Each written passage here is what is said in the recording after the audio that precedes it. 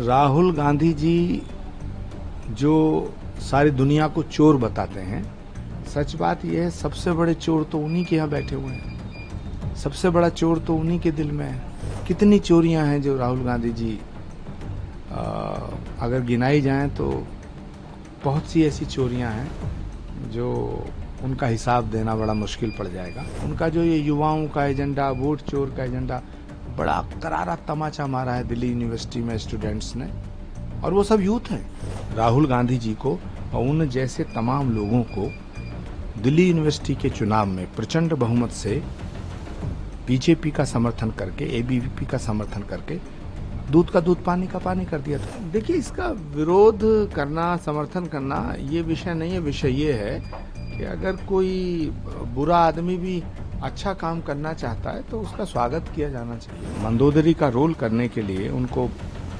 कहा गया है, तो ये तो अच्छी बात है, कोई रणनीति नहीं है। बेमेल निकाह है और बेमेल निकाह टूटेगा।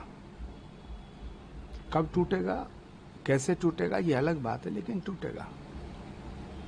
मुख्यमंत्री का चेहरा अब तक सामने साफ नहीं किया गया, ना कांग्रेस ने ना आरजेडी कह रही है कि तेजस्वी यादव मुख्यमंत्री बने। दिल बहलाने के लिए गालिब ये ख्याल अच्छा है।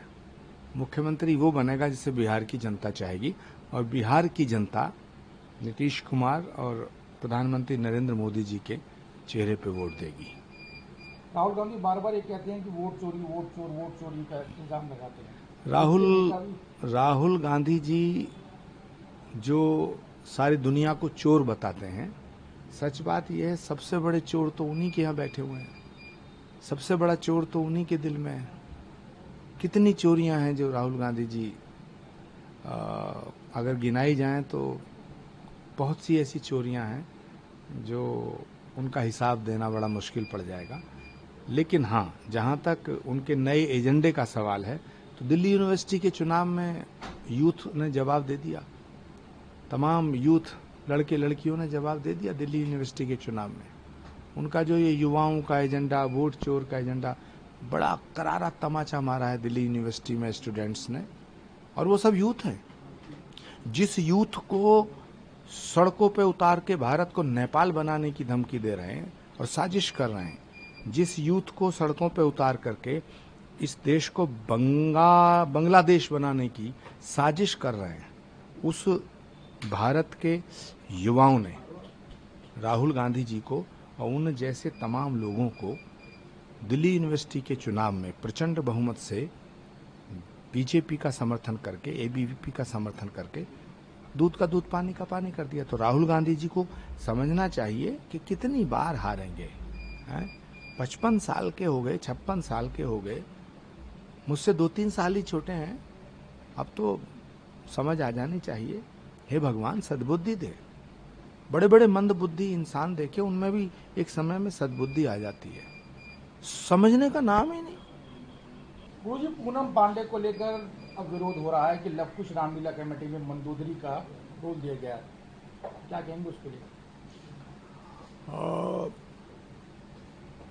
देखिए, इसका विरोध करना, समर्थन करना ये विषय नहीं है। विषय ये है कि अगर कोई बुरा आदमी भी अच्छा काम करना चाहता है तो उसका स्वागत किया जाना चाहिए।